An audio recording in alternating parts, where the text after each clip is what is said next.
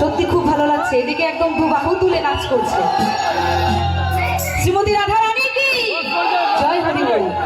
আচ্ছা, অনেকে দেখছি মানে ফ্ল্যাশ অন না করে ভিডিও করছে। সকলে যদি ফ্ল্যাশটা অন করে ভিডিও করো তাহলে সকলের মুখগুলো অন্তত এই স্টেজ থেকে আমি দেখতে পারি। আচ্ছা, সকল মিলে একসঙ্গে কেমন?